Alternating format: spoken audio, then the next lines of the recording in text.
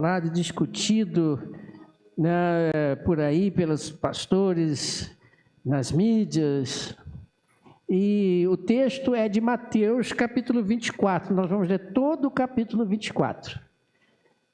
Vou fazer uma perguntinha aqui. Aqueles que gostam de... Às vezes nem gostam, né? São responsáveis. Aqueles que são responsáveis, por exemplo, de fazer o almoço. Né, Maria? Aqueles que são responsáveis por fazer o almoço, seja ele ou seja ela, tem que fazer o almoço. Se não fizer o almoço, o que vai acontecer? O pessoal vai ficar com fome dentro de casa. Aí essa pessoa está cansada, levanta tipo quase 10 horas da manhã. Aí começa, ai, que preguiça. Geralmente segunda-feira, né? Aí espera mais um pouquinho na cama. Acordou 10. Espera um pouquinho mais na cama. Meia hora. Fala a Deus. Aí levanta. Hoje não estou afim de fazer comida. Aí vai para a sala, vou ver televisão. Ou então pega o celular, deixa eu ver quem mandou mensagens pelo Zap, pelo Instagram, TikTok, seja lá o que for. Aí senta lá e começa. E o relógio está rodando. Aí quando ela olha, ih, já são 11h30. O pessoal daqui a pouco está querendo almoçar. Se for da minha turma, né, 15 para meio-dia já está assim, o que temos para comer? Né, filha? Lá em casa? Até diz que eu faço assim. Já sabe o que eu comer. Aí, tem que fazer comida, né? Ó, gente, comida não vai sair agora meio-dia não, tá? Aí, pois é, alguém fez aí um negócio aí que eu gostei. Aí começa. O que tem para beliscar? Aí vão beliscando ali, né? Porque tá com fome, coitada. Vai degustando isso aí, vai degustando isso, degustando aquilo. Aí quando é 3 horas da tarde, saiu o almoço. Graças a Deus, amém. O Senhor é maravilhoso. 3 horas da tarde. Quase desmaiando, fazendo um jejum obrigatório. Imposto. Nem tomou café de manhã, tá? Porque já era 11 e pouca. Ainda dá aquela desculpa, para tomar café agora, a gente vai almoçar daqui a pouco, né? Aí almoça, todo mundo meio pálido, caído para um lado, para o outro. Almoçou.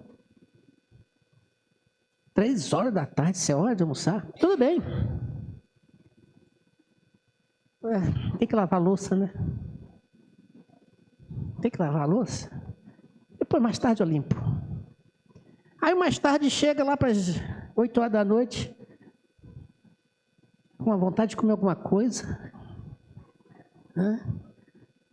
Será que sobrou alguma coisa do almoço? E ainda tem que lavar a louça.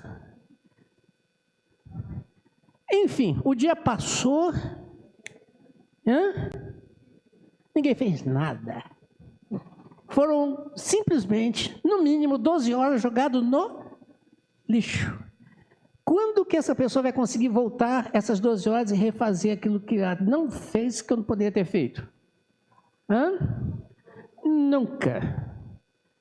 Nunca mais. O tempo passou e não fez nada. Aí acumula serviço para terça.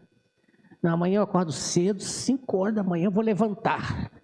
Botar tudo em dia. Dá 6, 7, 8, e tem que levantar, né?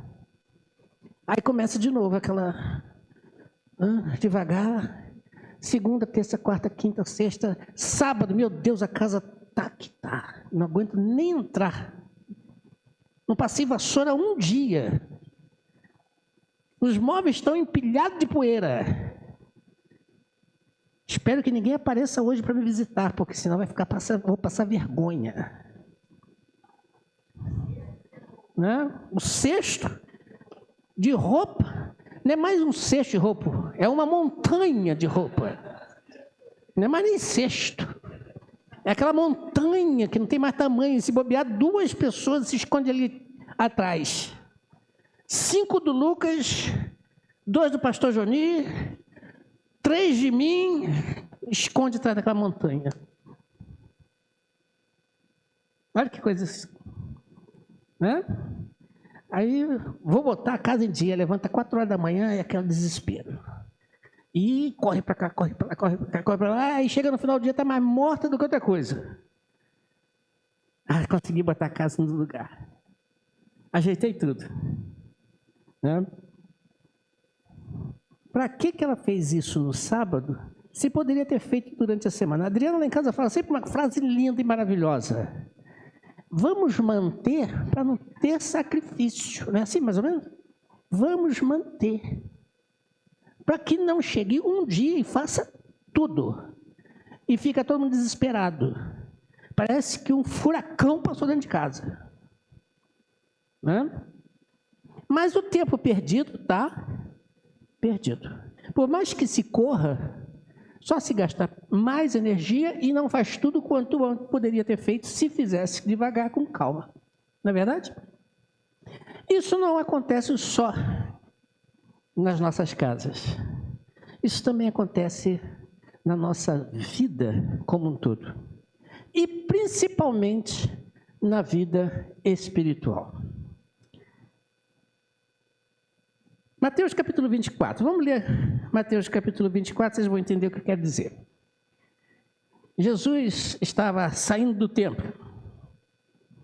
E os seus discípulos, os que estavam ali com ele, eram homens de interior, homens pescadores, homens não muito chegados a uma cidade grande, como estava em Jerusalém. É mais ou menos o camarada que vive lá dentro de Minas, a vida toda, cresceu e nasceu lá para o interior de Minas, quase Goiás, e quando vem para a praia no Rio de Janeiro, São Paulo, fica doido. Fala, meu Deus, que maravilha. Né, pastor Juninho? Ô, pastor Isaías, tem pessoa assim. Como é que é a praia? É aquele negócio mesmo? Aí quando... É salgada mesmo? Né? Aí quando vem, que põe o pé da água, fala, meu Deus, é gelada. E molhada, ainda põe na boca para testar o sal. É mais ou menos isso. Então chega Jesus e com seus discípulos saindo do templo, e quando caminhava, seus discípulos se aproximaram dele para lhe mostrar a construção do templo. Olha que coisa bela. Hã? Vocês estão vendo isso tudo aí? Perguntou. É verdade, digo que não ficará aqui pedra sobre pedra que não haja de ser derrubada. Tendo Jesus sentado no Monte das Oliveiras, os discípulos dirigiram-se a ele em particular e disseram: diz-nos quando acontecerá essas coisas. Que coisas? Do templo. Qual será o sinal da tua vinda e do fim desta terra? Jesus respondeu: tenham cuidado de que ninguém os engane. Pois muitos virão em meu nome, dizendo, eu sou o Cristo, e enganarão a muitos. Vocês ouvirão falar de guerras e de rumores de guerras, mas não tenham medo. É necessário que tais coisas aconteçam, mas ainda não é o fim. Nação se levantará contra nação e reino contra reino. Haverá fome, terremotos em vários lugares. Tudo isso será o princípio das dores. Então eles os entregarão para serem perseguidos e condenados à morte. E vocês serão odiados por todas as nações por causa do meu nome. Naquele tempo, muitos me abandonarão, trairão e odiarão uns aos outros. E numerosos falsos profetas surgirão e enganarão a muitos. Por causa do aumento da iniquidade, o amor de muitos esfriará.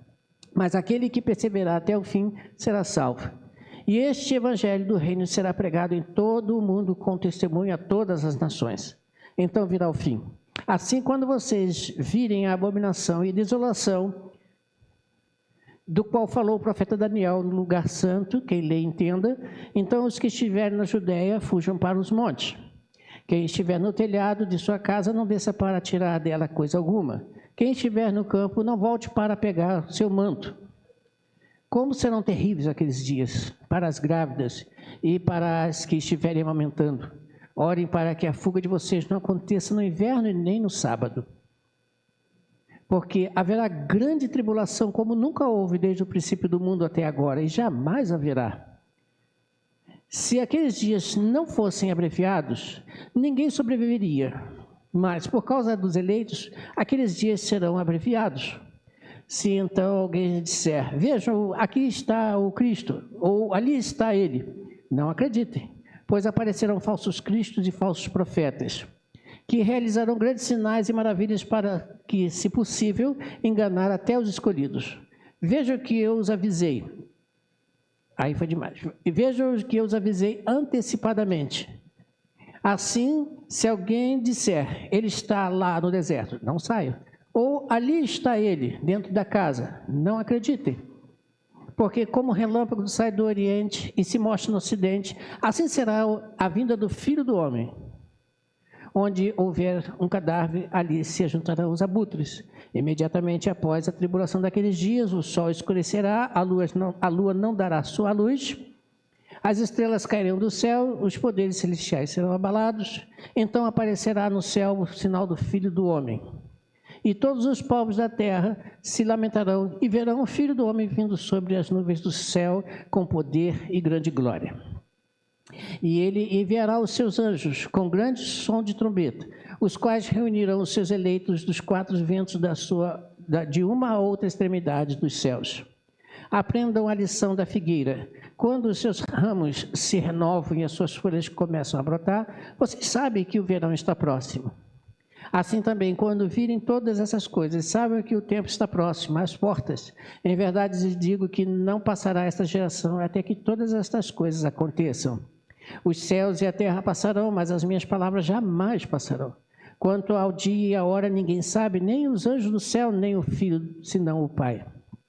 Como foi nos dias de Noé, assim será também na vinda do Filho do Homem. Pois como nos dias anteriores ao dilúvio, as pessoas comiam, bebiam, casavam-se e davam-se em casamento, até o dia em que Noé entrou na arca. Eles nada perceberam até que veio o dilúvio e os levou a todos. Assim acontecerá na vinda do Filho do Homem. 2 homens estarão no campo, um só será levado e o outro será deixado. 2 mulheres estarão trabalhando em um moinho, uma será levada e a outra será deixada. Portanto, vigie, porque vocês não sabem em que dias o seu Senhor virá. Contudo, entendam isto. Se o dono da casa soubesse a que hora da noite viria o ladrão, ele vigiaria e não permitiria que a sua casa fosse arrombada. Por isso estejam também preparados, pois não sabem a hora quando o Filho do Homem virá. Quem é, pois, o servo fiel e sensato, a quem o Senhor encarrega dos servos da sua casa para lhes dar alimento no tempo devido? Bem-aventurado o servo cujo Senhor, quando voltar, e encontrar fazendo assim. Em verdade, lhes digo que ele encarregará de todos os seus bens. Entretanto, se o servo maldisser no seu coração, o meu Senhor está demorando, e começar a bater nos seus conservos, a comer e a beber com os beberrões, o Senhor daquele servo virá em um dia que ele não espera e em uma hora que não sabe. Ele punirá severamente, ele dará lugar com os hipócritas, onde haverá choro, ranger de dentes. Esse texto todinho que nós lemos, irmãos, vamos reler de novo, mas vamos com calma. Entendam, o nosso tempo está acabando. O nosso tempo está acabando. Dos versículos 1 ao versículo 14, Jesus Cristo, quando é indagado, quando isso acontecer, não sei se vocês perceberam ali no versículo 3, os discípulos fazem a Jesus 3 perguntas. Não sei se vocês perceberam. O versículo 3 deixa bem claro isso. Eles chegam para Jesus e dizem: qual será o sinal da vinda do fim dos tempos? Nesta pergunta aqui, ele está simplesmente dizendo o seguinte: quando, como, que dia? Vocês perceberam isso? Qual será o sinal? Quando isso vai acontecer? Qual é o dia do fim do tempo? 3 perguntinhas. Ora, Jesus Cristo não dá a resposta que eles esperavam receber, mas ele conduz aqueles homens que eram inteligentes, assim como nós também somos inteligentes, a refletir sobre os sinais, os acontecimentos que, de certa forma, são universais, não localizados. O problema é que quando nós lemos e estudamos sobre isso, muitas das vezes nós, não entendendo, fazemos igual aquela pessoa dentro de casa e fica simplesmente procrastinando, deixando a hora passar. Sabe que tem que fazer, mas fica lá enrolando. Aí quando a semana passa, ela tem que correr e vai fazer um serviço meia boca, não como deveria. E nós, como igreja, está acontecendo um fato muito interessante nas igrejas de modo geral. As igrejas estão levantando tipo 10 horas da manhã para pensar em fazer almoço. E estão passando a semana toda enrolando, em vez de estar fazendo o que deveria ser feito com calma e com tranquilidade e perfeição. Vejam como nós estamos. E aí Jesus Cristo ele começa a caminhar com vocês dizendo o seguinte, no versículo 5. O que vai acontecer? Jesus Cristo disse que muitos virão e dirão que são o Cristo. Entenda essa frase. A palavra Christos, no grego, quer dizer o quê? Todos juntos não dá porque eu não consigo escutar. A palavra Christos, no grego, quer dizer o quê? O ungido. O ungido. Aconteceu muito no Velho Testamento. Samuel, quando vai ungir Messias, ou Davi ungido, Saul ungido, significa, se eu trouxer para o nosso grego, né, para o grego do Novo Testamento, era o Christos, o ungido. Muitos de Jesus Cristo viriam e se apresentariam como ungidos do Senhor. Muitos, não poucos, viriam dizendo que Deus os ungiu para fazerem alguma coisa. E o que é esta alguma coisa? Se fizer a comparação Velho Testamento com o Novo Testamento, com os dias de hoje, vocês vão entender. Liderar, comandar, estar à frente. No Velho Testamento, rei, profeta, sacerdotes eram ungidos para liderar, fazer alguma coisa. Quando chega nos nossos dias, quem são os ungidos? Quem são os ungidos? Percebeu? Ou seja, quem são aqueles que Deus está capacitando para? Você pode dizer, pastores, está certo, são ungidos. Diáconos, está certo, são ungidos. Mas você também não é ungido do Senhor? Para fazer alguma coisa? Afinal de contas, Ele não capacitou a sua igreja para exercer os dons? Para exercer alguma coisa? Então você tem que entender o seguinte, que cada um de nós foi ungido pelo Espírito Santo para ser de Cristo o quê? No ponto primeiro, inicial. Testemunha. E recebereis o poder que há de sobrevir sobre vós, e ser-me-eis testemunhas em. Nós fomos ungidos por Deus para ser testemunhas dele.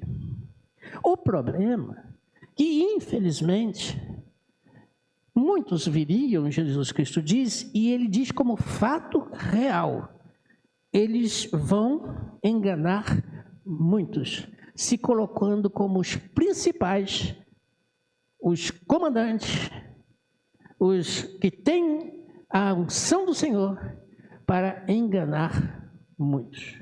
Quem são esses muitos? Daqui a pouco eu vou responder. E aí Jesus Cristo continua dizendo, lá no versículo 6, não sei se vocês perceberam, que ele diz que haveria guerras, rumores de guerras. Muitas nações se levantariam contra uma e contra a outra. Muito bem. Ora, guerras sempre existiram. Você sabe disso. Guerras sempre existiram. No século XX tivemos 2 grandes guerras. E estamos aí na perspectiva, numa possibilidade muito grande, numa 3ª grande guerra. Mas guerra sempre existiu. Concorda comigo ou não? Guerras sempre aconteceram, e principalmente rumores de guerra. Você sabe que no céu até teve uma guerra, né? No céu, você sabe dessa? Hã? Conhece a guerra do céu? Aquela rebelião que teve no céu? Então, meu filho, aqui não vai ser diferente. Sempre haverá guerra enquanto nós estivermos aqui. Por que existem as guerras? Por que existe a guerra?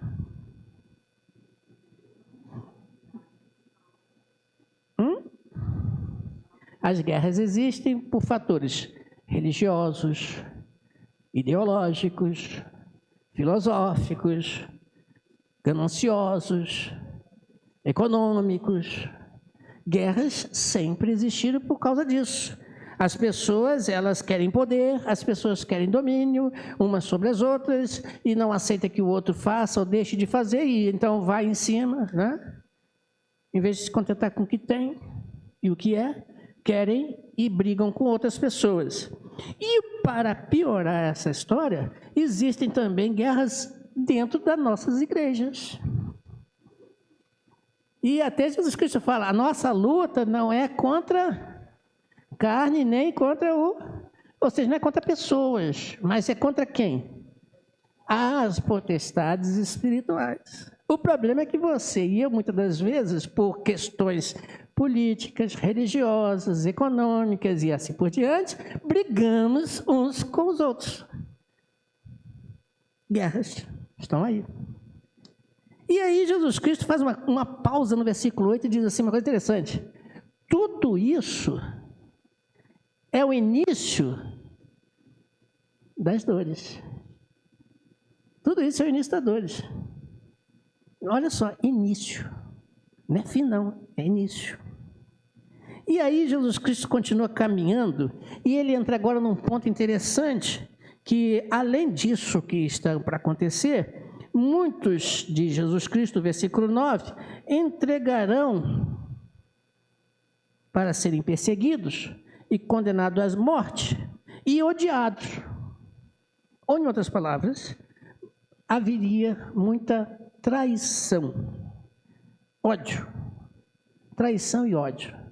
Traição e ódio por causa de quem? Por minha causa?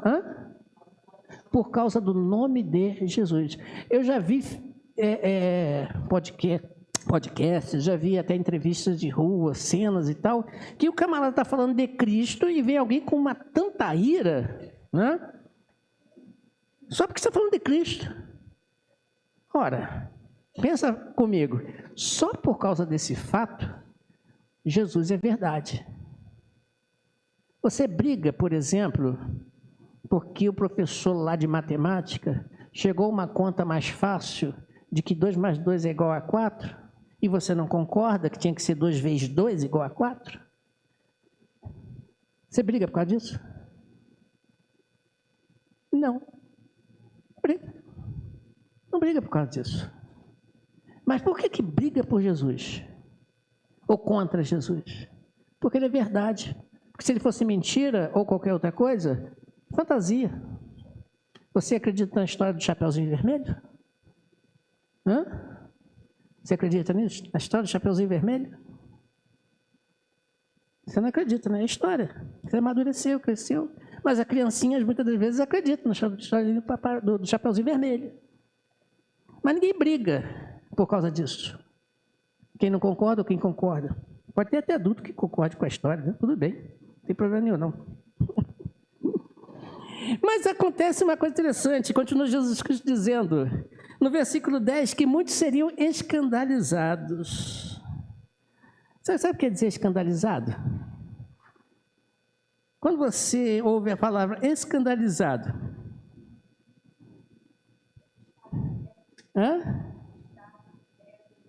incrédulo. Fiquei escandalizado agora com a tua fala.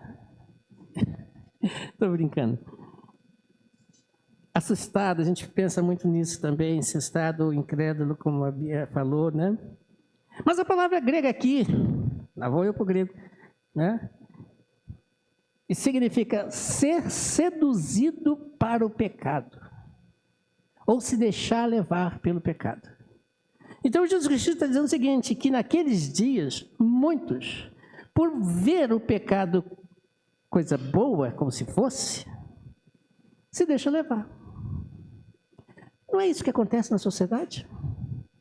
As coisas erradas são mais atraentes e maravilhosas do que as coisas certas? Estão se deixando levar pelo pecado. Estão sendo induzidos pelos seus próprios desejos de coração, ganância e coisas tais, a pecar. É mais gostoso, é mais bonito, é mais atraente. E aí Jesus Cristo, cuidado, hein? Naquele tempo, muitos se deixarão levar pelo pecado. Mas Jesus Cristo continua.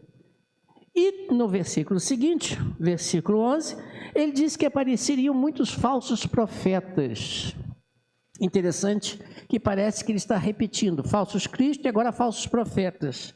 Esses falsos profetas, diz a expressão aqui de Cristo, é que essas pessoas dizem ter a mensagem de Deus, eles não se avoram dizer assim, não, eu sou o Messias, mas eu tenho uma mensagem de Deus para você.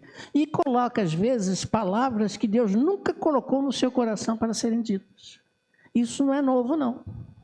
Você vai encontrar isso lá no Velho Testamento. Pessoas dizendo ter uma mensagem de Deus e não era a mensagem de Deus.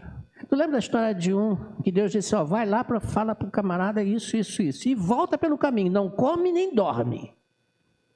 Aí o cara foi, fez o que tinha que fazer, aí voltando pelo caminho, um cara que se dizia profeta de Deus, chegou lá e falou assim, não, volta, vem comer comigo, porque Deus revelou que você pode vir comer aqui, deitar aqui e tal.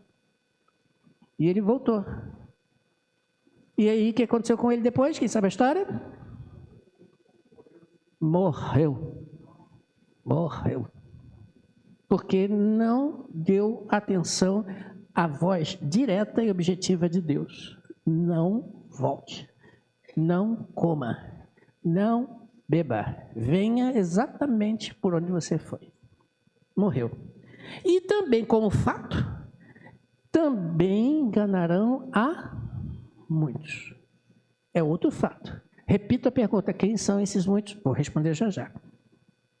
E aí continua o versículo 12, ele dizendo que devido ao aumento da maldade, a expressão maldade aqui do grego quer dizer aqueles que detestam lei, aqueles que não concordam com a lei.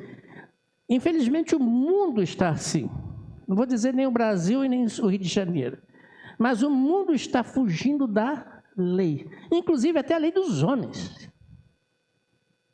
Está aumentando esse negócio aí assustadoramente. Até pessoas que deveriam julgar e executar a lei como deveria ser, estão fugindo da lei. A gente está vendo isso mundo afora.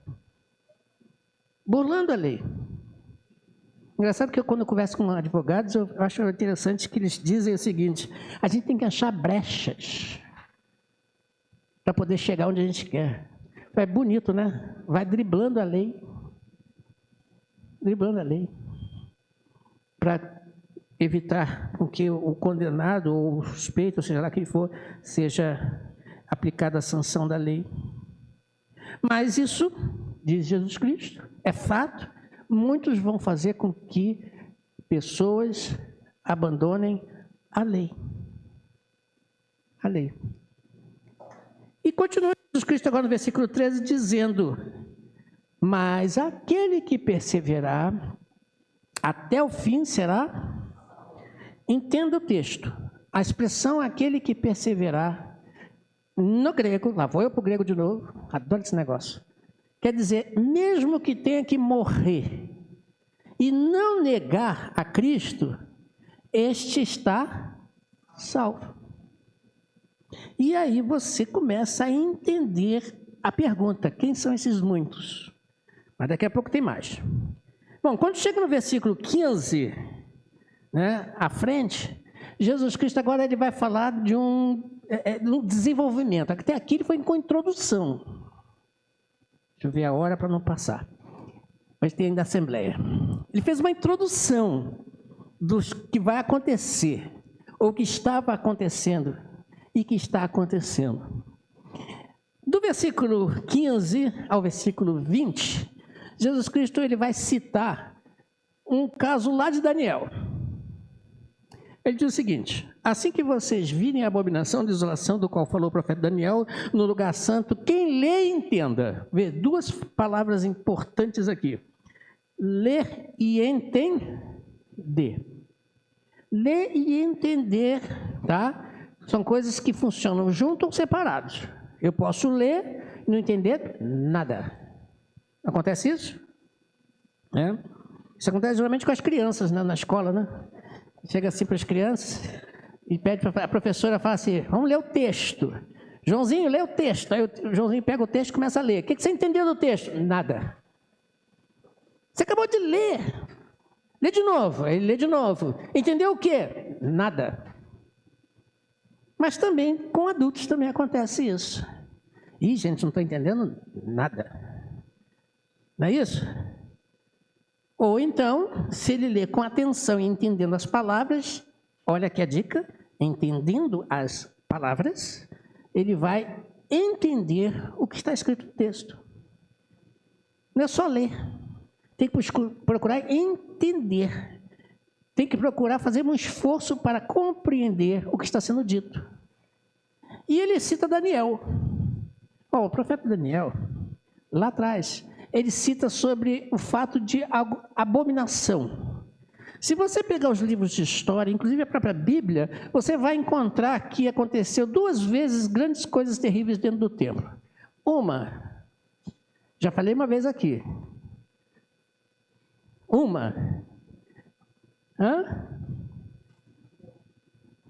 Eu já falei uma vez aqui. Ninguém lembra, não? Do porco que foi sacrificado aonde? No altar. Isso aconteceu quando? Professor de história é chato, né? Aconteceu quando? Lá no período interbíblico, aquele momento, sabe? Os 400 anos de silêncio. Lá naquele meio, quando um dos herdeiros de Alexandre o Grande, um general, ele então domina, está escrito na Bíblia, é só ler, gente, nem precisa de um livro de história, mas querendo é melhor, até vai entender os nomes, está lá no livro de Daniel. Ele vai sacrificar uma porca no templo lá de Judas Macabeus, martelo. Lembra que eu falei isso aqui uma vez? Tudo bem. E o segundo?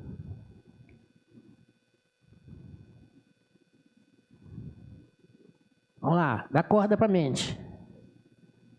Vamos lá. Quando foi? Nos anos...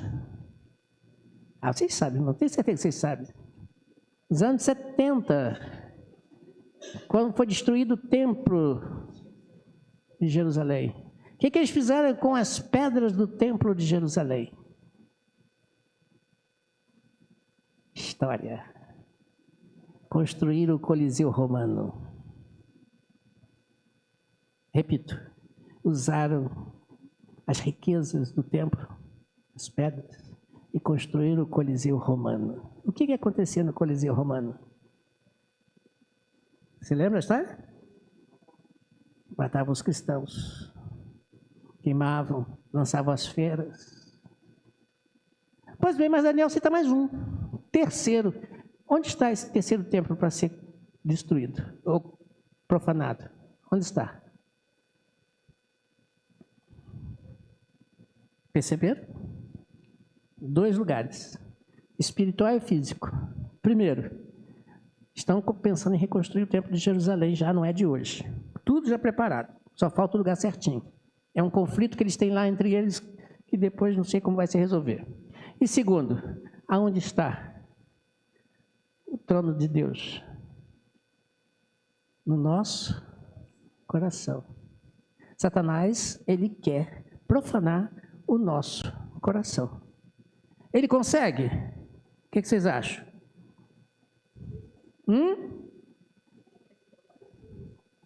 Aí é cada um por si.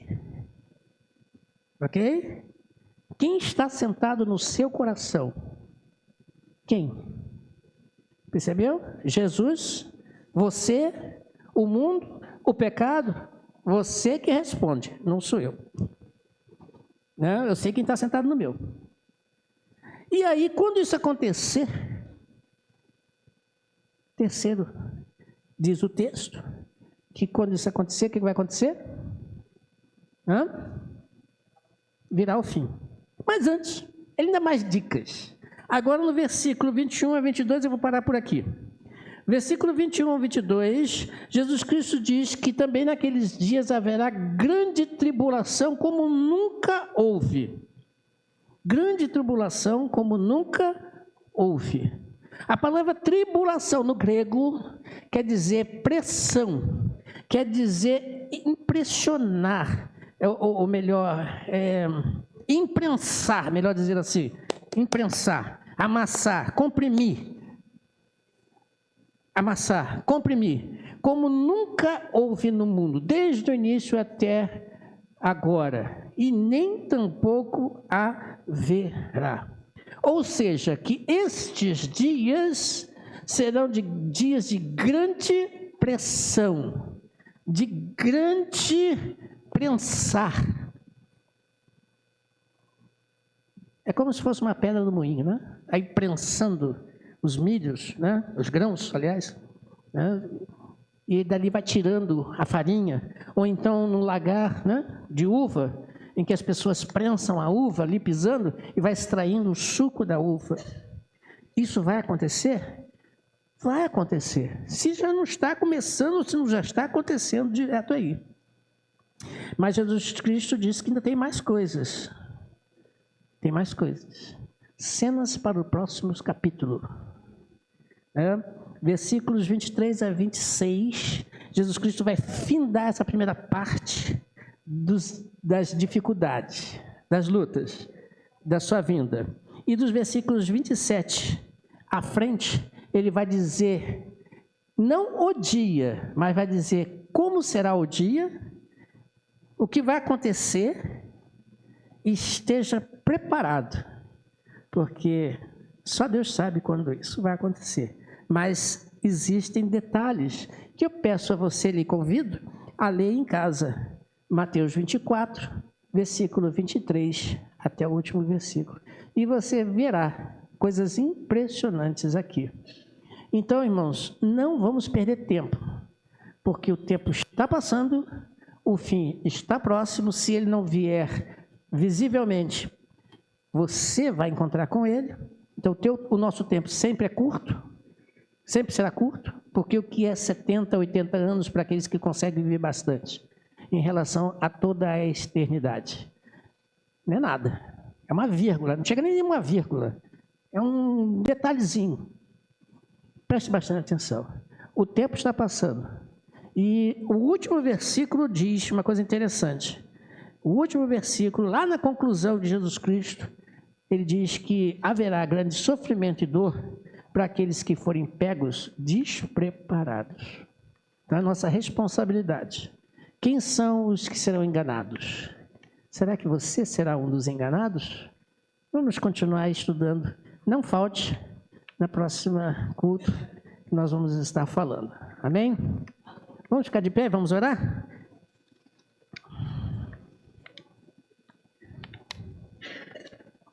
Vamos orar, pedir a Deus que fale ainda mais os nossos corações. O irmão Dalton está nos lembrando aqui, domingo que vem, por ser domingo de carnaval, nós teremos somente a EBD, classe única, não teremos culto, só a EBD. Então, quem estiver aí, venha para juntos aqui estarmos estudando mais um pouco da palavra de Deus. O horário é 9 horas, é o horário da EBD. Venha e vamos aqui estar juntos meditando na palavra de Deus, né? Vamos orar. Vou pedir a irmã Creuza que vem aqui à frente, irmã Creuza. Nos eleve a Deus uma palavra de oração, agradecendo a Deus. E logo após então,